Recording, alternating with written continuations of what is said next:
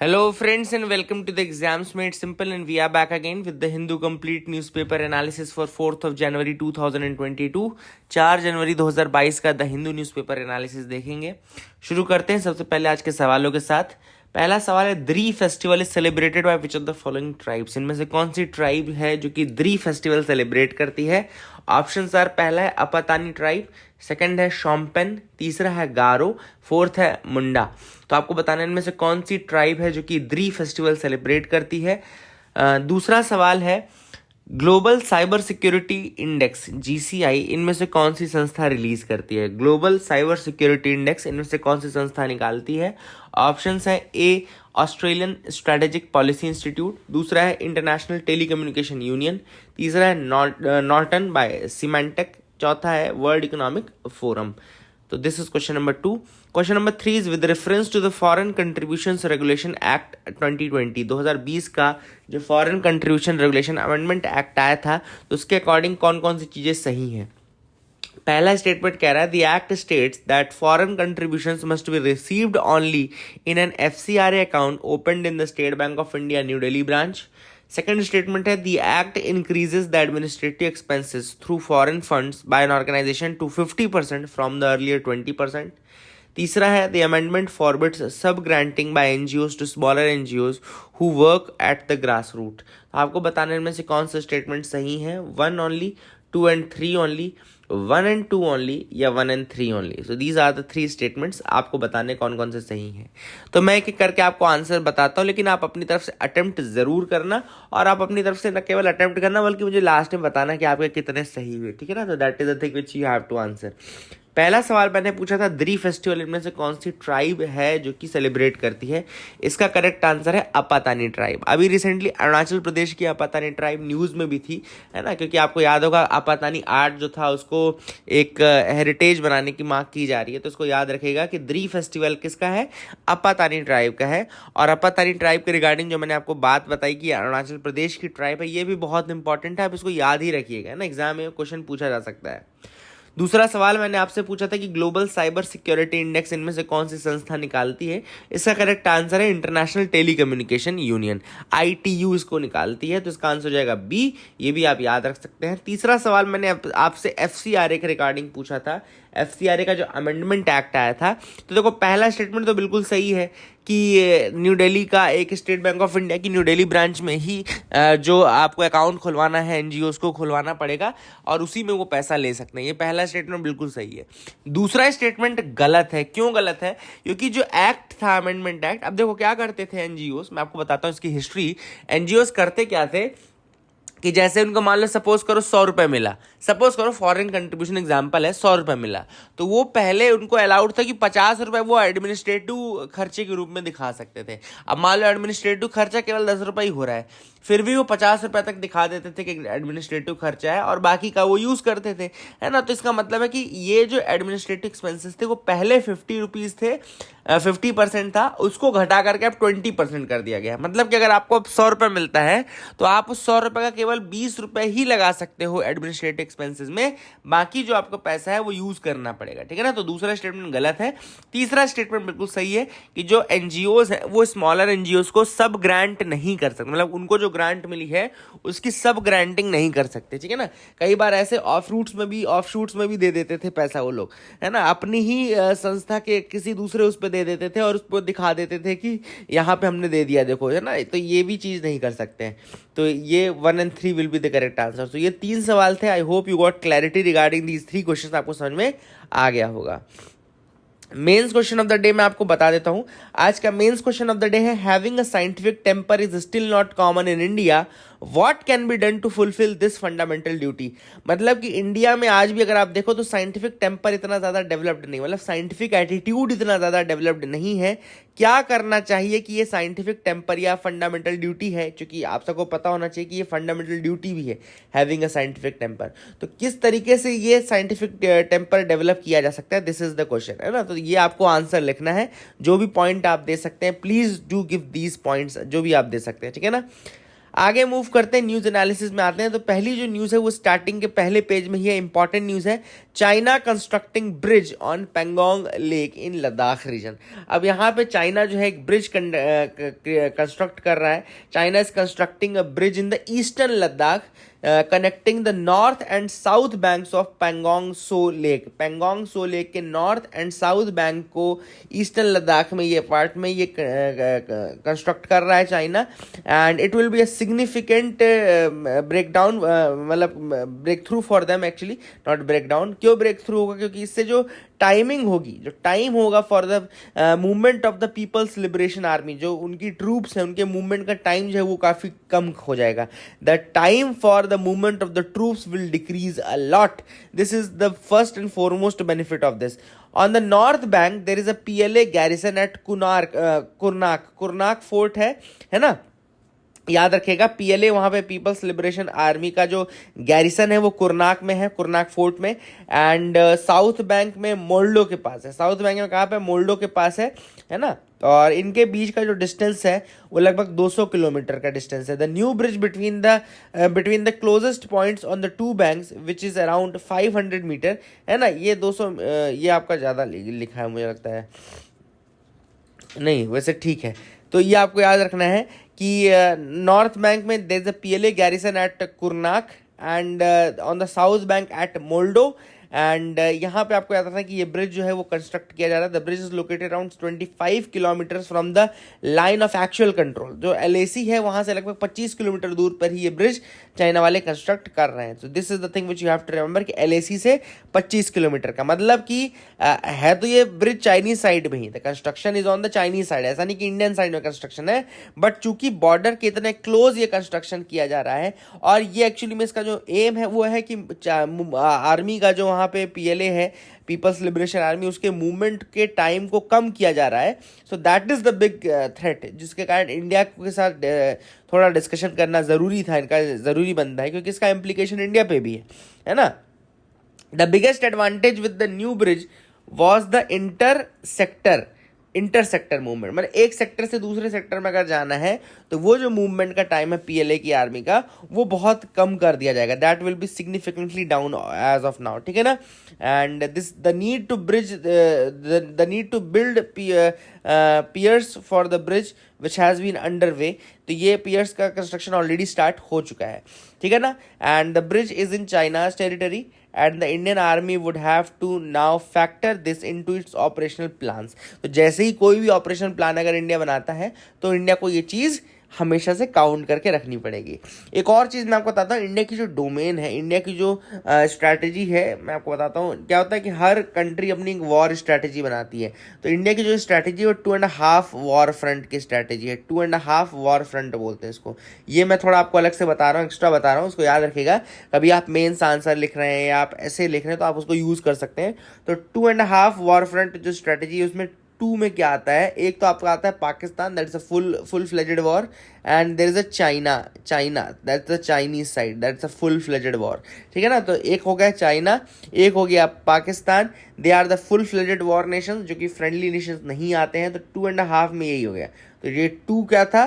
These 2 were Pakistan and China, and this half is the जो country को हमारे divide करने वाली पावर्स है। जैसे सपोज सेपरेटिस्ट ग्रुप हो गए, जम्मू कश्मीर रीजन हो गया, और आप में जैसे ये एक्सट्रीमिज्म वाले पार्ट हो गए। तो कुछ ऐसे पार्ट्स में जो इस तरीके से भी कई बार सेपरेटिस्ट फोर्सेस होती है जो कि इंटरनली कंट्री को ब्रेक करना चाहती हैं, या आउटसाइडर्स नहीं होते हैं, तो हाफ में उनको काउंट किया जाता है। तो India should be ready to fight this 2.5 war any day any time, है ना। This is war, this is the strategy that is being followed, and इसी के हिसाब से ही पूरी जो ऑपरेशनल सेटअप है वो इसी के हिसाब से बनाया जाता है। This is the thing which you have to remember, ठीक है ना। एक इंपॉर्टेंट चीज़ यहाँ पे है कि इंडियन आर्मी को टेक्टिकल पोजीशन मिली थी पीएलए में on the south bank of Pangong, जब इंडिया ने काफ़ी वैकेंट जो हिल्स थे, हिल टॉप्स थे, उनको वैकेंट हिल टॉप्स थे उनको हमने कैप्चर कर लिया था, तो हमको थोड़ा सा एडवांटेज मिला था साउथ बैंक ऑफ पैंगोंग वाले रीजन में, है ना। लेकिन ये ब्रिज के बनने से काफ़ी चेंजेस हो सकते हैं, तो let's see what happens after that, है ना। आगे मूव करते देखते और क्या इंपॉर्टेंट न्यूज़ आइटम्स है जिनके बारे में हमको डिस्कस करना है। यहाँ पे अगली न्यूज़ है, institute of mathematical sciences is 60 years now. तो इंस्टीट्यूट ऑफ मैथमेटिकल साइंसेज याद रखिएगा, IMSC जिसको बोलते हैं, इंस्टीट्यूट ऑफ मैथमेटिकल साइंसेज।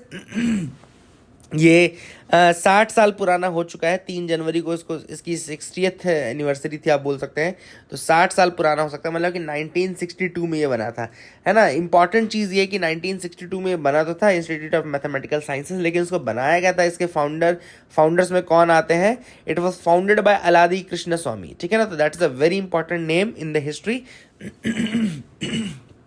इनको याद रखिएगा, it was founded by अलादी Krishna स्वामी, ठीक है ना। तो that is a thing which is important, ठीक है ना।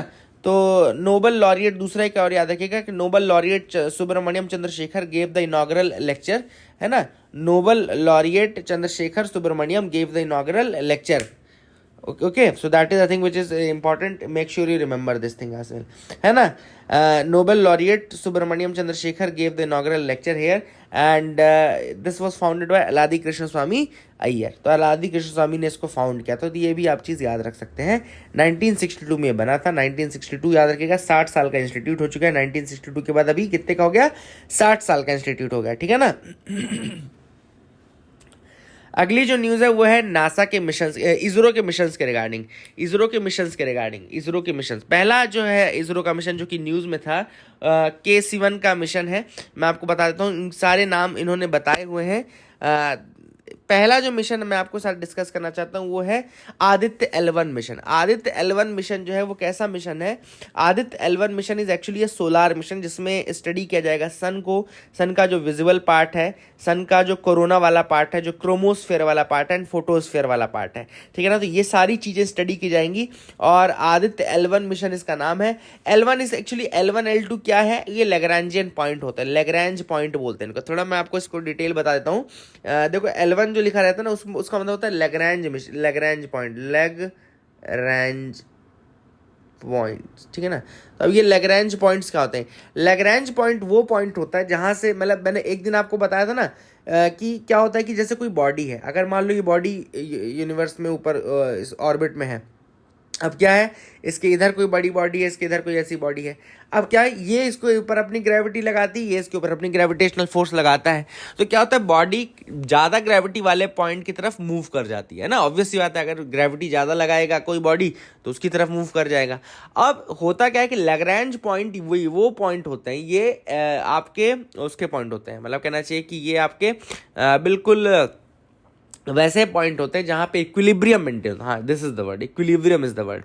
तो इक्विलिब्रियम जो वर्ड होता है वो क्या होता है, मतलब कि यहाँ पे ऐसा ग्रेविटेशनल फोर्स लगता है, जो ग्रेविटी होती है वो इस तरीके की होती है कि that is equal from all sides, है ना, इक्वल फ्रॉम ऑल साइड्स। जब इक्वल फ्रॉम ऑल साइड्स होगा तो ये बॉडी अपनी पोजीशन में रहेगी। इसीलिए आदित्य L1 मिशन में जो लैग्रैंज पॉइंट है उसका यूज किया जाता है ताकि बॉडी अपनी पोजीशन में रहे, ऐसा ना हो कि वो किसी एक की तरफ टिल्ट हो जाए फिर वो खत्म हो जाए, ठीक है ना।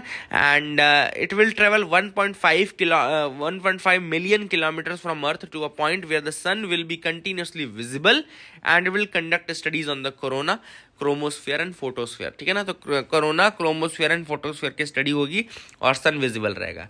इसके अलावा 2 और सैटेलाइट्स हैं, एक है Disha satellite. Disha satellite is actually studying the aeronomy, that is the upper most layer of the earth atmosphere, ठीक है ना। याद रखेगा, एरोनॉमी या फिर अपर मोस्ट जो आपका लेयर है अर्थ एटमॉस्फेयर की, उसको स्टडी किया जाएगा। एंड तृष्णा is a joint mission with French space agency CNES, France की जो एजेंसी है स्पेस की उसको CNES बोलते हैं ना, उसके साथ मिल करके एक तृष्णा नाम का मिशन भी चलाया जाएगा। तृष्णा mission will be with the CNES and that is for accurate mapping of the land surface temperature, ठीक है ना। तो अब दोनों मैंने आपको बता दिया, एक है Disha mission is actually aeronomy mission, the upper layer of earth atmosphere. इसके अलावा Trishna mission is a mission with CNES which is for the accurate mapping of the earth land surface temperature, ठीक है ना। दीज आर द 2 सैटेलाइट्स, ये आपको मैंने बता दिया, ठीक है ना। Mapping of land surface temperature sorry.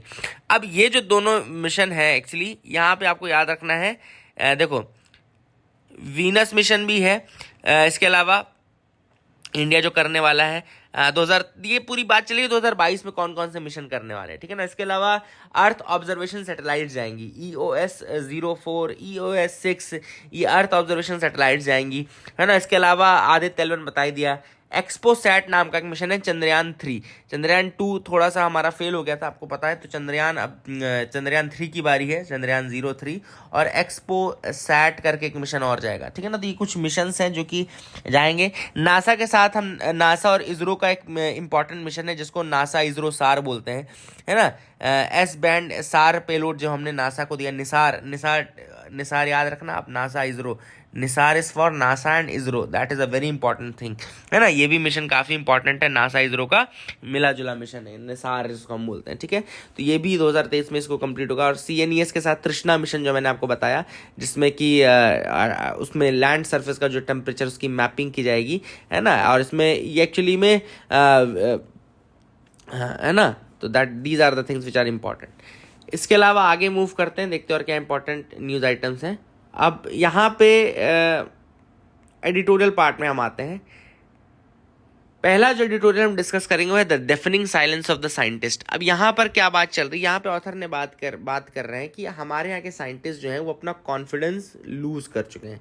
हमारे यहाँ के इंडिया के साइंटिस्ट जो हैं वो अपना कॉन्फिडेंस लूज कर चुके हैं, न केवल अपना कॉन्फिडेंस लूज कर चुके हैं बल्कि अपना कैरेक्टर भी लूज कर चुके हैं, ठीक है ना। कॉन्फिडेंस एंड कैरेक्टर दोनों उनका लूज हो चुका है। दूसरी चीज़ करेज लूज कर चुके हैं, करेज, कैरेक्टर एंड कॉन्फिडेंस ये लूज हो चुका है। क्यों लूज हो चुका है, इसका रीज़न क्या दिया उन्होंने। रीज़न ऑथर ने ये दिया है कि पहले एक टाइम था, एक एग्जांपल इन्होंने दिया है 1954 का, जब मेघनाथ साहा जो इंडिया में काफ़ी फोरमोस्ट एस्ट्रोफिजिसिस्ट है, आपको पता होना चाहिए, एस्ट्रोफिजिसिस्ट है मेघनाथ साहा, ही वॉज वेरी वोकल, है ना। और जब भी उनको कुछ लगता था कि साइंस के साथ सही नहीं किया जा रहा है, he was very vocal and he was able to मतलब कि कॉन्ट्राडिक्ट और हैव डिसेंट अबाउट दैट, है ना। और ये चीज़ 1954 में मेघनाथ साहा ने की भी थी जवाहरलाल नेहरू के साथ, है ना। काफ़ी हार्श टर्म्स में उन्होंने उस चीज़ को पोर्ट्रे किया था पार्लियामेंट में सबके सामने, है ना। तो यहाँ पे ऑथर ने देखो लिखा है कि we have come a long way from the Nehruvian times when scientists could afford to be directly critical of the prime minister and still expect to get a pat on their shoulder। मतलब तब का time था जब मेघनाथ साहा जी लोग कह देते थे, इतना ज़्यादा कह देते थे प्राइम मिनिस्टर को, नेहरू को, लेकिन फिर भी उनको तारीफ मिलती थी, प्राइम मिनिस्टर उसकी तारीफ करते थे, उनकी बातों को सुन के करते। लेकिन ऑथर ने कहा कि now we have came a long way, जब ये चीज़ अब होती नहीं, this is not the tradition as of now, है ना। अब ऑथर ने क्या बोला एक्चुअली, देखो मैं आपको रीजन बताता हूँ, एक एक करके बताता हूँ, जो कि पहला चीज इंपॉर्टेंट है। ऑथर ने कहा कि डिसेंट इज वेरी इंपॉर्टेंट, न केवल मीडिया के लिए, न केवल सिविल सोसाइटीज के लिए, न केवल NGOs के लिए, बल्कि साइंटिस्ट के लिए भी डिसेंट बहुत इंपॉर्टेंट है। साइंटिस्ट अगर डिसेंट नहीं करेगा तो खोज कैसे करेगा। अगर साइंटिस्ट हर चीज मान लेगा तो फिर वो खोज कैसे करेगा, इन्वेंशन कैसे करेगा, डिस्कवरी कैसे करेगा। तो these are the big questions, और ये सारी चीजें करने के लिए डिसेंट होना, उसका क्रिटिकल होना बहुत ज्यादा जरूरी है। और ऑथर ने कहा कि ये चीज हमारे साइंटिस्ट अब मिस करते जा रहे हैं। क्यों मिस करते जा रहे हैं? जैसे पहला रीजन है कि इंडिया में कॉन्ट्राडिक्शन का मतलब अब एंटी नेशनल होने लगा है। इंडिया में कॉन्ट्राडिक्शन का मतलब क्या होने लगा है? एंटी नेशनल होने वाला, मतलब आप कोई चीज को कॉन्ट्राडिक्ट नहीं कर सकते हो। This is what is the first reason given by the author. Second, author ने कहा कि बहुत सारे आपने देखा होगा कि जैसे 102nd साइंस कांग्रेस हो रही थी 2015 में 102nd साइंस कांग्रेस हो रही थी। अब किसी ने कह दिया भैया इंडिया ने ही सबसे पहला एरोप्लेन बनाया था पुष्पक विमान के रूप में, है ना। ठीक है, आपने कह दिया। अब ऑब्वियस सी बात है, ऑथर का ये कहना है कि जो चीज़ें हमने नहीं देखी हैं भी, हम उसको साइंस कैसे मान लें। जिन चीज़ों को हमने एक्सपेरिमेंटली प्रूव नहीं किया है, जिन चीज़ों के बारे में हमारे पास साइंटिफिक एविडेंसेस नहीं है, वो सारी चीज़ें स्यूडो साइंस के रूप में आती हैं। मतलब जो चीज़ें आस्था पे, बिलीफ पे, इन सब पे चीज़ों पे बेस्ड हैं, वो सारी स्यूडो साइंसेस कहलाते हैं। ऑथर ने कहा कि स्यूडो साइंसेस जो है ना, वो जगह लेता जा रहा है। केवल ये वाली बात नहीं है, बात कोई और भी है। बात जैसे इन्होंने कहा गोबर से ये ठीक हो जाएगा, गोबर से, ये सारे स्यूडो साइंसेस में आते हैं। हमने कहा कि चलो गौमूत्र के फायदे दिखते हैं, हमने चलो बोल दिया कि गौमूत्र के भाई ये फायदे हैं। अब वो बोल रहे कि नहीं, गोबर से कोरोना चला जाएगा, गोबर से ही हो जाएगा। ये सारे क्या है? ये आपका स्यूडो साइंसेस में आता है। तो ऑथर ने कहा कि स्यूडो साइंसेस ने किसकी जगह ले ली? साइंस की जगह ले ली है। और साइंटिस्ट अब इसको कॉन्ट्रडिक्ट नहीं कर रहे हैं। क्यों नहीं कर रहे हैं? क्योंकि ऑब्वियसली आता है उनका जो सबसे बड़ा रीजन है वो है ग्रांट। आपको उनको पता है कि साइंटिस्टों को जो ग्रांट मिलनी हो, किससे मिलनी मिलनी है, गवर्नमेंट से मिलनी है। तो ऐसे में अगर गवर्नमेंट का कोई बंदा कुछ बोल रहा है तो क्यों उसको कॉन्ट्राडिक्ट करेंगे? जबकि पहले का टाइम ऐसा नहीं था, पहले का टाइम ऐसा था कि लोग कॉन्ट्राडिक्ट करते थे, है ना। अभी रिसेंटली मोहन भागवत जी का ये कहना था कि इंडिया के जो इंडियंस हैं उनका डीएनए 40,000 सालों से बदला ही नहीं, 40,000 ईयर से बदला ही नहीं। मतलब कि इन्होंने कुल मिलाकर के ये कह दिया कि डार्विन की जो थ्योरी एवोल्यूशन की दैट इज नॉट करेक्ट। एक तरीके से तो यही है ना कि डार्विन की एवोल्यूशन थ्योरी को इन्होंने कॉन्ट्राडिक्ट कर दिया। तो ऑथर ने वही कहा कि ऐसा पॉसिबल है ही नहीं, क्योंकि इंडिया पहली बात तो कोई भी जीन जो है वो प्योर जीन तो है नहीं, प्योर डीएनए है नहीं। अगर आप आज भी चेक कराएं, हमारा, आपका, मेरा, आपका, किसी का भी जीन हम डीएनए चेक करें तो वो that will be a mix of all, African, Mediterranean, Eurasian, steppes, ये सबका मिक्स हमको देखने को मिलेगा, है ना। और ये बिल्कुल सही बात भी है, ये चीज़ ऑलरेडी होती भी आई है, दूसरे कंट्रीज में चेक भी होता है। और ऐसा देखने को मिला कि कोई फिलिपिनो निकलता है, जबकि उसका दूर दूर तक कोई रिश्ता नहीं है फिलीपीन से, लेकिन वो फिलिपिनो निकल जाएगा। कोई किसी में स्पेनिश आपको देखने को मिल जाएगा, स्टेपीज मिल जाएंगे, कोई आपको अफ्रीकन मिल जाएगा, है ना जीन। तो ये सारी चीज़ें हैं। तो ऑथर ने वही बोला है कि कुछ जो अब एफर्ट्स हैं वो एफर्ट इस तरीके की आ रही है कि अब जो साइंटिफिकली प्रूव्ड चीज़ें उनको भी अब मतलब चेंज करने की कोशिश की जा रही है। एंड ऐसे में साइंटिस्टों का रोल बहुत ज़्यादा बढ़ जाता है कि वो एटलीस्ट ट्रुथ को सामने रहने दे, है ना। तो ऑथर ने वही कहा कि भैया ट्रुथ के लिए साइंटिस्टों का करेजियस होना बहुत ज़्यादा ज़रूरी है, कैरेक्टर में होना बहुत ज़्यादा ज़रूरी है, क्योंकि उनका जो साइंटिफिक कैरेक्टर है वो बहुत इंपॉर्टेंट है। इंडिया में आज भी साइंटिफिक टेम्पर इतना ज़्यादा डेवलप्ड नहीं है लोगों का, है ना। So this is what has been said by the author in this article. I hope you got clarity regarding that. अगला जो आर्टिकल है वो है एडिंग इन गवर्नेंस। अब ऑथर ने यहाँ पे तारीफ की है किसकी? एनजीओज की, सिविल सोसाइटीज की, इन सब की। क्या इन्होंने बोला? एक्चुअली में इन्होंने बोला कि गवर्नेंस के में बहुत बड़ा रोल प्ले करते हैं ये कॉर्पोरेट्स भी बहुत बड़ा रोल प्ले करते हैं और एनजीओज भी बहुत बड़ा रोल प्ले करते हैं। एक्चुअली में कॉर्पोरेट्स तो मजबूरन करते हैं। ऑथर ने उसका एविडेंस दिया कि सेक्शन 135 जो कंपनीज एक्ट का है, जिसके अंतर्गत ये बोला गया है कि अगर आपकी कंपनी को फायदा हो रहा है पिछले 3 सालों में नेट टर्नओवर, तो आप उसमें 2% क्या दोगे? कॉर्पोरेट सोशल रिस्पॉन्सिबिलिटी के रूप में दोगे। सीएसआर होता है 2% का। तो ऑथर ने कहा है कि ये कॉर्पोरेट जो है ये इस चक्कर में मजबूरन करते हैं। अब ये जब मजबूरन हेल्प करते हो तो किसको देते हैं पैसा? ये पैसा देते हैं एनजीओज को पैसा देते हैं, ठीक है ना। कई एनजीओज को, कई सिविल सोसाइटीज को पैसा देते हैं। अब एनजीओज को जब पैसा मिलता है तो वो फिर बहुत सारे कामों में ये पैसा यूज़ करते हैं। जैसे कि कई बार एजुकेशनल होते हैं, कई लोग ऑर्फनेजेस चलाते हैं, कई लोग ओल्ड एज को केटर करते हैं, कई लोग मेडिसिन को केटर करते हैं, कई लोग मतलब वही मेडिसिनल पर्पस के लिए होता है, कोई एजुकेशनल पर्पस के लिए होता है, कोई स्किल डेवलपमेंट के लिए होता है। ये सारी चीज़ें ऑथर ने वही चीज़ बोली कि इट्स अ की पिलर ऑफ डेमोक्रेटिक गवर्नेंस कि आप सिटीजन की कैपेसिटी बिल्डिंग करें, और एनजीओज वो रोल प्ले कर रहे हैं। This is what has been said by the author. Actual जो आर्ग्यूमेंट है वो यही है कि डेमोक्रेसी तभी सर्वाइव कर सकती है जब सिटीजन्स के पास राइट हो कि वो क्वेश्चन पूछ सके, जब सिटीजन्स के पास अधिकार हो कि वो उनकी कैपेसिटी बिल्डिंग हो, जब सिटीजन्स के पास ये ताकत हो कि वो किसी के पास जाकर के अपनी बात कह सके, कोई उनकी बात सुनने वाला हो। और ये सारी ताकत, ये सारी चीज़ें उनको कौन प्रोवाइड कर रहा है? आज के एनजीओज प्रोवाइड कर रहे हैं। कई एनजीओज ऐसे जो, और ये एनजीओज जो हैं ये चल किसकी वजह से रहे हैं? कई इसमें काफ़ी ज़्यादा हेल्प जो है, मच नीडेड हेल्प, वो सीएसआर से मिल रही है, कॉर्पोरेट सोशल रिस्पॉन्सिबिलिटी से मिल रही है।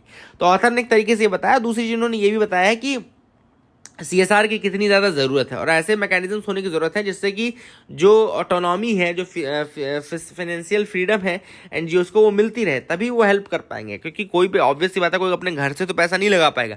अगर घर से लगा भी लेगा तो कितनी देर की दिनों तक लगाएगा, है ना। सपोज करो कि कोई भी व्यक्ति है, अगर काम कर रहा है, अगर आपकी मदद कर रहा है, तो अपने घर से पैसा बहुत दिनों तक नहीं लगा पाएगा।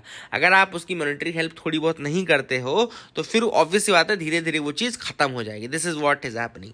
तो ऑथर ने कहा कई ऐसी चीज़ें हैं जो कि स्टार्ट हुई हैं। आरटीआई है जो कि काफ़ी पावर प्रोवाइड करता है, एनजीओज को भी काफ़ी पावर प्रोवाइड करता है, और उन्हीं के मुहिम से ये चीज़ चालू भी है। और आरटीआई एक्चुअली में एनजीओज को पावर प्रोवाइड नहीं करता, वो सिटीजन को पावर प्रोवाइड करता है कि वो गवर्नमेंट से क्वेश्चन पूछ सकते हैं। This is the big thing that is happening. और ऐसे में ऑथर ने वही कहा है कि सीएसआर की रिस्पॉन्सिबिलिटी और बढ़ जाती है, कॉर्पोरेट सोशल रिस्पॉन्सिबिलिटी और ज़्यादा हो जाती है। This is what has been said in this article.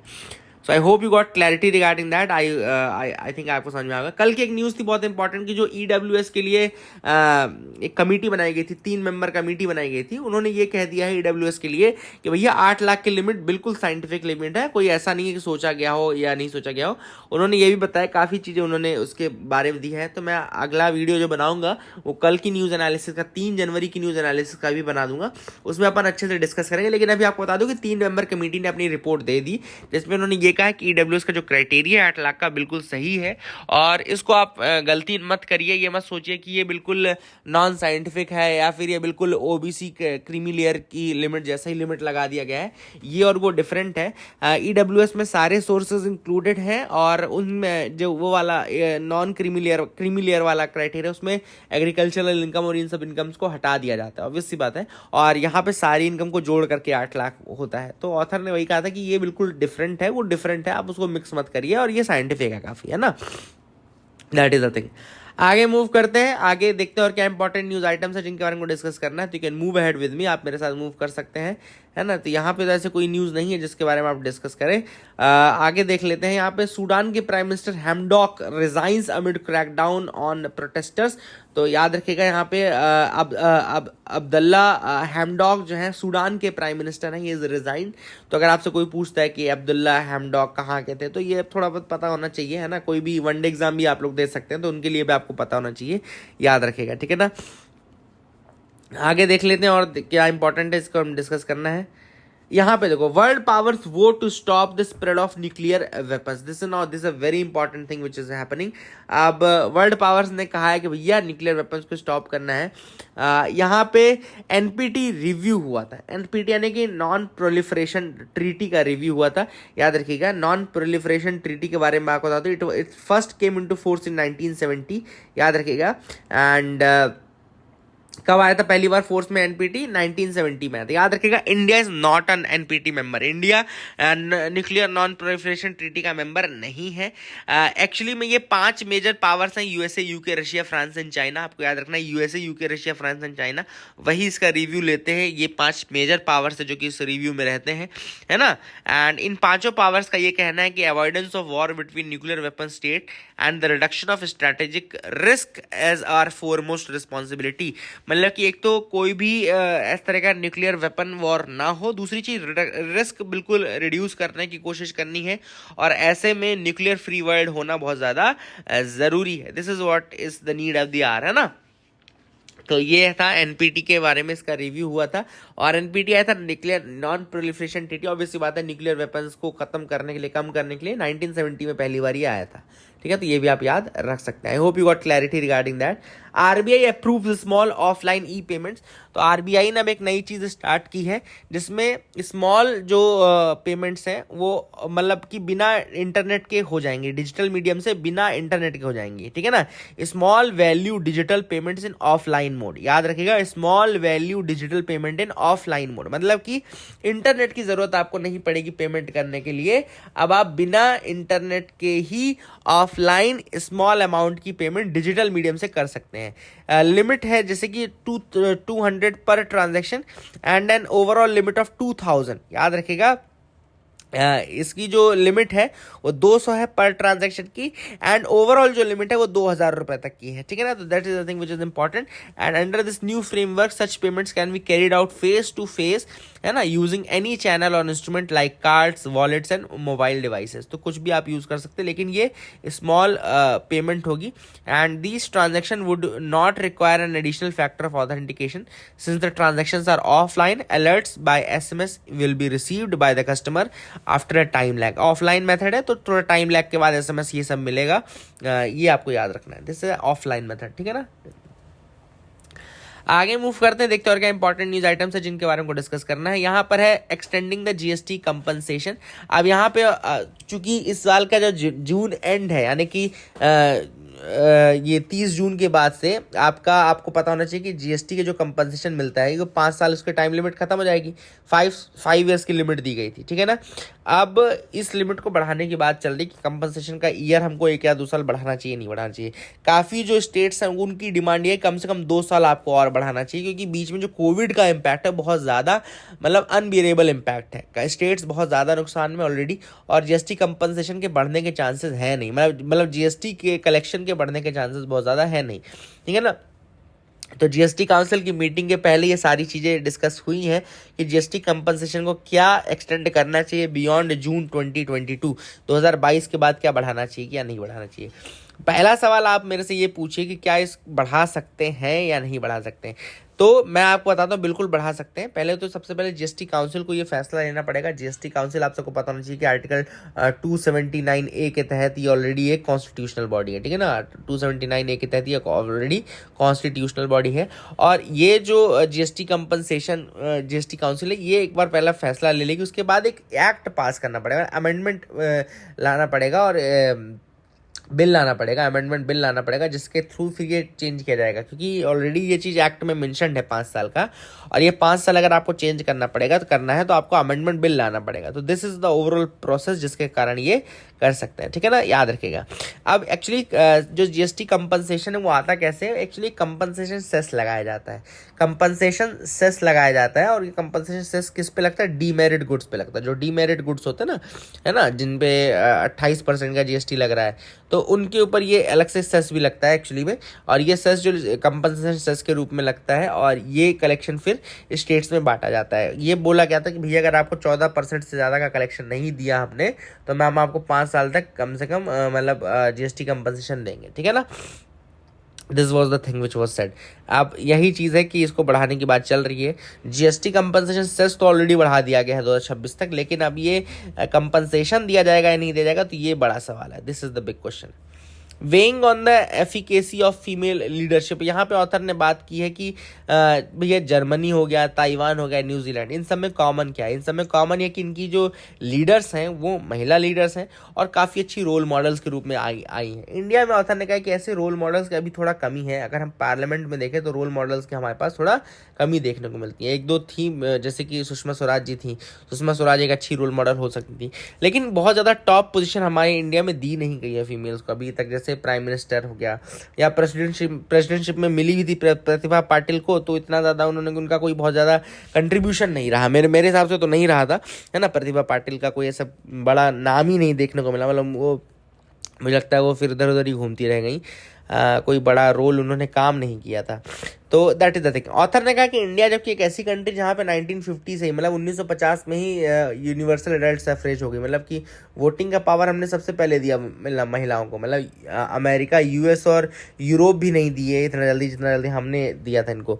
तो ऑथर ने कहा ऐसे में हमको बहुत ज़्यादा ज़रूरत है कि हम एग्जाम्पल्स लेकर के आएँ, है ना। और काफ़ी सफल भी हुआ है काफ़ी, जैसे कि वुमेन जो होती हैं काफ़ी अच्छी डिसीजन मेकर्स होती है। This is what has been said by the author कि वुमेन जो होती हैं बहुत अच्छी डिसीजन मेकर्स होती है, they can take quick decision. और इसमें क्या है, क्विक डिसीजंस में ज़्यादा अच्छे से कई बार एफिशिएंसी बहुत ज़्यादा इंक्रीज हो जाती है। तो दिस इज़ व्हाट दे से। एंड जो विमेन के अगेंस्ट प्रेजुडाइसेस हैं, जो विमेन के अगेंस्ट प्रेजुडाइसेस है, उनको ख़त्म करने की ज़रूरत है, कम करने की ज़रूरत है। और ये ख़त्म कैसे होगा, एजुकेशन से होगा, अवेयरनेस से होगा, प्रोग्राम्स के थ्रू होगा, और ये सारी चीज़ें बहुत ज़्यादा ज़रूरी भी है, क्योंकि विमेंस का रोल बहुत इंपॉर्टेंट है। IMF का हमने पहले सुना कि अगर विमेंस का पार्टिसिपेशन नहीं बढ़ाया आपने 50% तक, तो आप काफ़ी कुछ लूज़ करोगे, ना केवल पॉलिटिकली लूज़ करोगे, आप इकोनॉमिकली भी बहुत ज़्यादा लूज़ करोगे। So these are the things which have been said by the author in this article. I hope you got clarity. That is it for the day. Keep loving us, keep sharing us. Thank you and have a nice day.